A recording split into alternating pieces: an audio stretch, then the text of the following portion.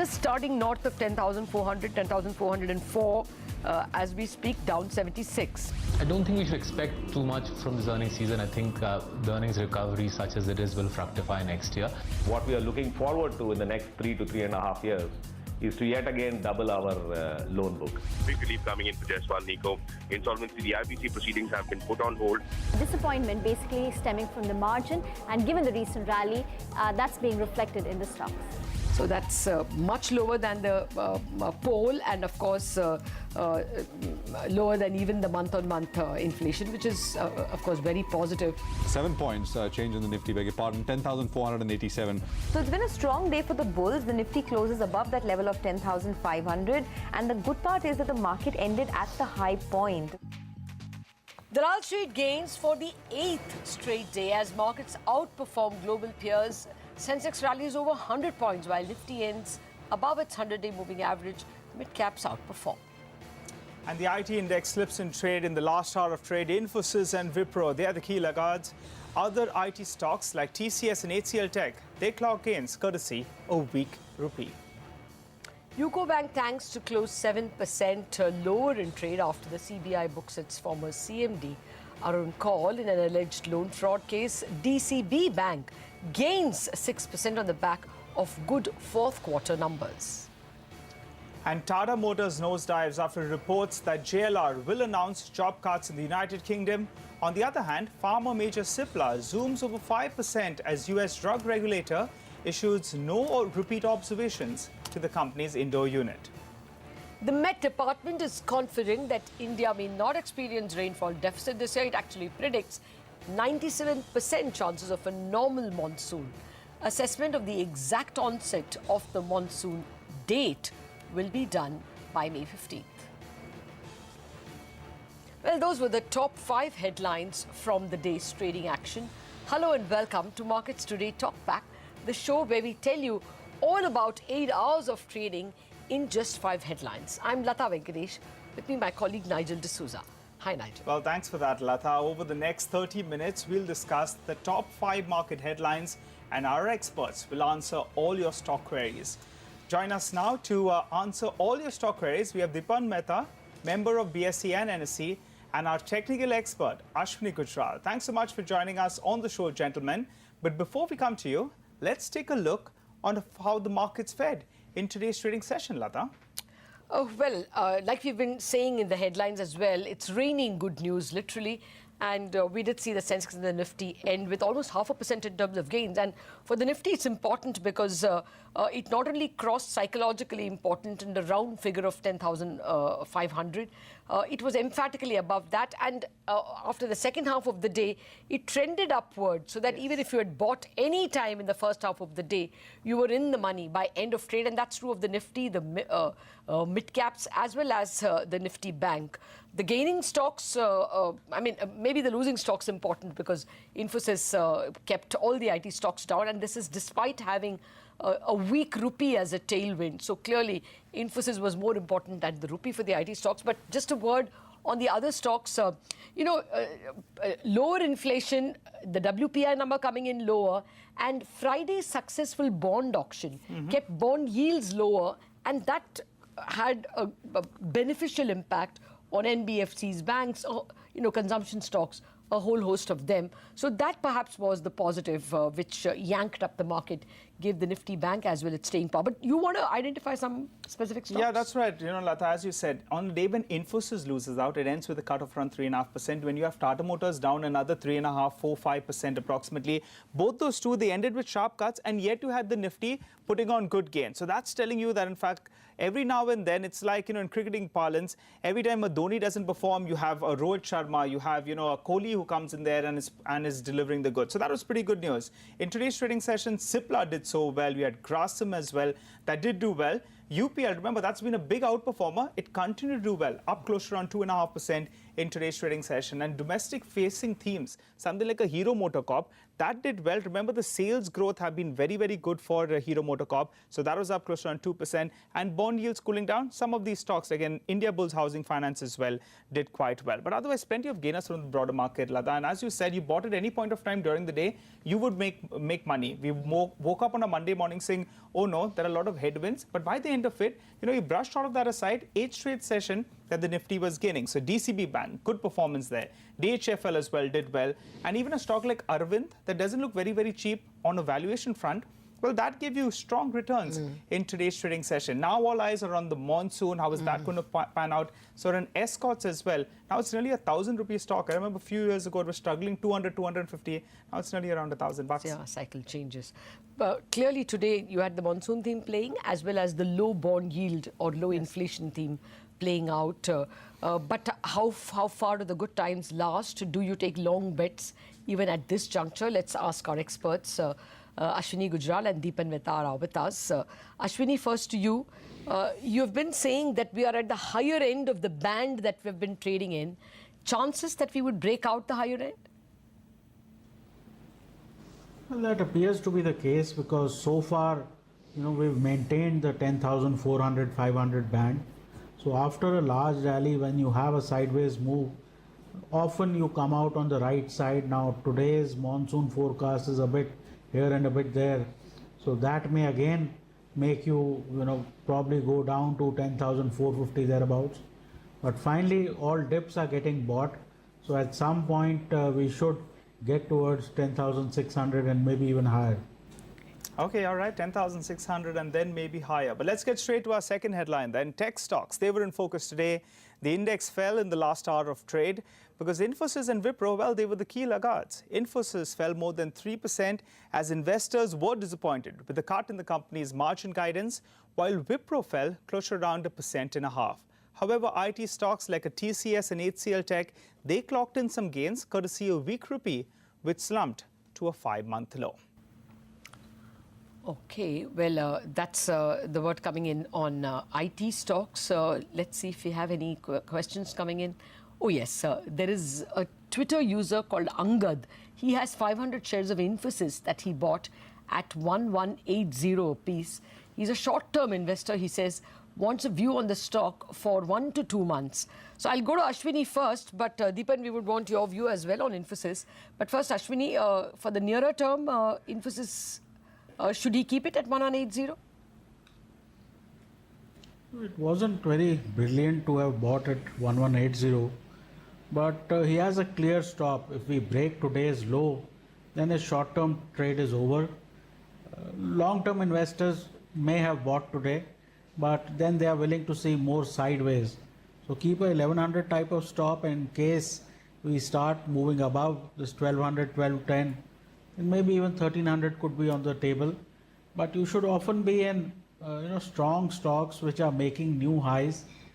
Infosys, doesn't quite fall in that category. If you have to do short-term trading, you get into things like Jubilant, Titan, Escorts, etc. Okay, all right. Talking about IT stocks, I think we have another caller who is calling in with regard to TCS. Mr. Singh is calling us from Jharkhand. He has a question on TCS. Hi, Mr. Singh. Yes. Yes, sir. Actually, what's your query? I bought TCS at the average price 2,800. Okay. I'm a long-term investor. I want to know what is the future of it. Excellent. All right. Let's try to help you out with this one then. Deepan, coming across to you, you haven't been a fan really of some of these frontline IT stocks. Have you changed your stance now or on an Infosys, on a TCS, or any of these other frontline stocks? No, on the contrary, I think our conviction to exit all software companies has only got strengthened after Infosys' number. And what I have been saying all along is actually playing out, that the new digital offerings are just not enough to compensate for the kind of intense competition and stagnation of volume which is there in existing services which IT companies are offering. And at best, the sector can grow at a high single digit. And you could have a lot of companies within the sector just having stagnated or growing at a very low or negative growth rates as well. And such a scenario, I think, as a long-term investor, short-term, medium-term, I think whichever you classify yourself as, you should be looking at exiting out of IT companies either at these levels or at every trading bounce which takes place. There are many other exciting stories, could be in private sector banking, NBFCs, consumption-oriented themes, I think, which can easily deliver 15-20% type of top-line growth. And so those are the kind of returns that one can therefore expect on the stocks as well. So I would say that it's still not too late to exit out of IT companies and switch out of those companies into some of the other domestic-oriented businesses. Okay, that's unequivocal advice that you should drop out of IT companies. Mr. Singh, if you're still on the line, we will try and get a technical view as well for you. Ashwini, would you say he's still in the money, making about 400 rupees per share? Should he book it? See, has a good price, and so far it looks like it's going towards fresh highs. Probably the results will dictate that, but it didn't really come off post Infosys results. So if it does break out of 3200, 3250, I think 36, 3700 is a likelihood. Okay, all right. So that's about IT stocks. But Lata, I wanted to ask you about the Indian rupee. Plenty of headwinds today is what we saw, and that's why it was at 5-month lows. Yes, we did begin with a higher trade deficit for March, higher than expected, that is, and crude that looked like going well over $72. Of course, through the day, crude did decrease. For IT companies, a weak rupee is a minor tailwind. It's not as important as bond yields are for an NBFC company. It's not that material. It's a minor material. At the moment, the IT stocks chose more to be guided by the performance and getting a little worried about whether other IT companies will do any better. Rupee as well did not keep its weakness through the day. We saw that weakness receding a bit. But we'll have to really wait and see. If dollar globally starts weakening, then rupee will not weaken much. If dollar strengthens, then all this bad news of higher expensive crude, poor export performance will all start hurting the rupee. At the moment, it's being cushioned because oil also receded a bit, and dollar globally remains weak. I mean, it was just a minor show of strength. Okay, all right. Lata, thanks so much for that. Well, get straight then to our third headline. Let's shift focus to the banking space. UCO Bank tanked in trade, falling close to around 6.5%. This comes after the CBI booked its former CMD, Mr. Arun Kaul, in a case of around 630 crore rupees odd. However, on the other hand, we had DCB Bank that had a good run on the back of a strong showing in the fourth quarter. The stock gained close to around 6% in trade. The bank saw strong loan growth and improvement in the asset quality. On that note, let's listen in though to the MD and CEO of DCB Bank on their future plans. If you look at our loan book 3 years ago and now, we have almost doubled it. And what we are looking forward to in the next 3 to 3.5 years is to yet again double our loan book. And that's a trajectory we would like to kind of achieve. Step by step, we want to reduce our cost-income ratio. What we are aiming for is by fourth quarter of 2018-19, when we exit this particular year, we want to be at about 55% cost-income ratio. I'm sure a lot of people have questions on DCB Bank and whether it should be bought. And here's one such person. Sauman Ghosh has tweeted to us with a question on DCB Bank. He says 200 shares of the bank was what he bought at 147 rupees a piece. He wants to know a view for the year. Deepan? Well, first, a disclosure that we and our clients have been long-term investors in DCB and are really pleased with the numbers which have come through. And I think the strategy of the management to expand the branch network 2-3 years ago has played out exceedingly well. And I did hear your interview, which was excellent. I think you got all the points out which were relevant for an investor. And what stuck in my head is that if they're going to double the balance sheet 3 years from now, then I can be rest assured that the stock price will double 3 years from now. And that's fantastic, but that's about a 24% type of a compound return that one can expect in DCB. And as such, I think it's a very well-run bank, very good control over its NPAs, and very focused on SME and retail lending, which is the kind of themes that we are looking out for in private sector banks. And there's one angle which could be explored here, that is the M&A angle. There could be some sort of a acquisition, or it could be acquired by a larger bank. I think all those possibilities are also open. So I would say the investor should remain invested on a long-term basis in DCB. It's one of the few private sector banks which is in secular growth mode, and I think it should do exceedingly well and deliver very good returns going forward.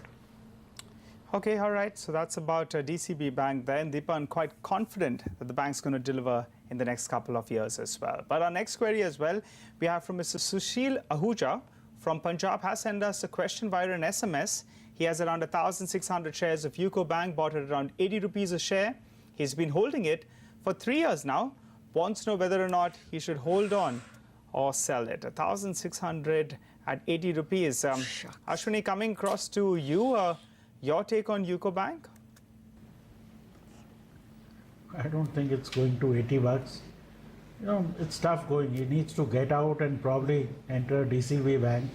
So, you know, PSU banks, particularly the third rung, are totally no-hopers. Even the first rung, SBI is hanging around, you know, recent lows, while the Bank Nifty has rallied almost 1,500 points. So I think PSU banks are best avoided.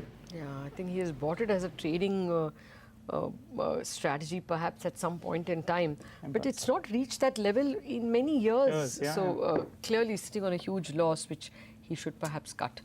That's the advice from the expert. We take a break on that note, and we will, after this break, continue with our experts and answer lots more questions. Back in a jiffy.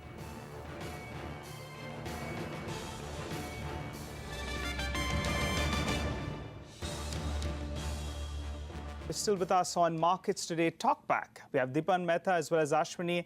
They are with us to answer all your stock queries. We're through with the first three headlines of the day, and let's get straight to the fourth headline now. Stock of Tata Motors, that was under pressure. It was down close to around 5% on the buzz that JLR will announce job cuts at their UK plant. According to reports, JLR will not renew contracts of 1,000 temporary workers. This is expected to help the company in its cost reduction measures. Onto the pharma space then, Cipla zoomed more than 5% in trade today. This comes as there were no repeat observations issued to the company's Indore unit by the US FDA. Let's hop across to Ekta Batra. She joins us with all those details. Ekta? You know, I'm picking up from my sources with regards to Cipla that their Indore unit has in fact been inspected by the US FDA. This particular inspection got completed on last week itself, and it had begun on the 2nd of April. So it was quite a long, extensive inspection which had taken place. Now, I do understand that it was basically completed with no adverse observations, no data integrity, and neither any sort of adverse observations, primarily from the management. So it'll be interesting to see what exactly the Form 483 would contain. But overall, we understand that it is something which could probably be resolvable at this point in time. It is a new facility. Filings are increasing from that particular facility. Separately, I just want to add that there is a DB report which has mentioned that Cipla has gained around 7.4% stake or market share in a particular drug, Aloxi generic, which they had launched as an authorized generic in the US markets. It's a chemotherapy drug. So positive news coming in there for Cipla. Okay, positive news, pushed it up 5%, and somebody has those shares. Nishit Bhatt has called us from Gujarat with a question on Cipla. Mr. Bhatt, go ahead. What's your question? Yeah, good afternoon. I had purchased more than 500 shares of Cipla at 630 about a year and a half back. Now, despite three very good results, and as you said just now, that US FDA has also no problem with its inspection, why does the price not go above 600? Or, putting it differently, when will the price go to 600 and above? Okay. Deepan, can you help this gentleman? Yeah, well, I think, despite positive news, I think the overall sentiment in pharma remains extremely poor, and there's still a lot of fear that the pace of commoditization within the sector has not changed at all. And although Cipla is making marginal gains in the US market, end of the day, I think the pricing pressure is intense, not only in US, but in other geographies as well. And given the kind of present valuation of the company, I still don't see that great a future for Cipla from at least the investor's perspective. We remain negative on all large cap pharma companies, especially those which are export oriented, And I would say it's better to cut your losses in Cipla and get onto something which is more domestic focused. Could be auto industry, could be banks, NBFCs, appliances, building material, media, retail. I think there are many other sectors where there is nice growth trajectory and don't have the kind of challenges which pharmaceutical companies are facing at this point of time. So while you may see a nice trading bounce in Cipla and you could have a good number coming in from Cipla as well, these are not great long-term stories and will not create much value from this point on going forward. Okay, all right. A switch is what Dipan is talking about to maybe autos or more domestic-facing themes. But Ashwini, very quickly, if you could tell us your view on a Cipla? This was what we were talking about in the closing bell, that because of the sector, etc., even a good performer is not able to move up in price. It's basically, between 520 and 650. If I were in the place of this gentleman, I would move on, because there are many other sectors which are making new highs and making them fairly easily in consumption and rural plays, etc., autos. I don't think pharma is going to quite give him the returns that he's looking for. Okay, Mr. Bhatt, that's the advice, unanimous. Both experts think that it's best to take profit or book loss and move on. Dilip Chakrabarti has sent us another question. This is via SMS. He has 50 shares of Tata Motors bought at 460 rupees. He's been holding the stock for 5 months, wants to know whether he should continue to hold or sell. He describes himself, though, as a long-term investor. Kept this stock only for 4 to 5 months. Ashwini, what should he do? When your stock is not performing, you become long-term investor. I don't think that's a long-term investor. Okay. So it's going down. It had a bit of a rally. Again, it has collapsed. So I would exit. I mean, there are many better stocks. Even if he buys Escorts, tomorrow he'll probably make much better money than being in a Tata Motor. Okay, all right. Now it's time for our final headline of the day then. The Indian Met Department is confident that India will not experience a monsoon deficit in this year. In its first forecast, it has predicted a 97% chance of normal showers. Assessment of the exact onset of monsoon will be done in a month's time. Let's listen in to the director of IMD himself. Now coming to the forecast of ENSO based on MMCFS, it is indicating that the present weak La Nina condition observed over Pacific likely to become ENSO neutral just prior to the monsoon season. So this is indicated here. So currently weak La Nina just minus 0.5. It will be closely by JJA. It will reach to neutral condition. Okay, well, that actually was the technical background to the forecast. The forecast is 97%. That's all we have. We thought we could get some questions on monsoon-related stocks, but unfortunately, we are out of time. Deepan and Ashwini, thank you very much for joining us and answering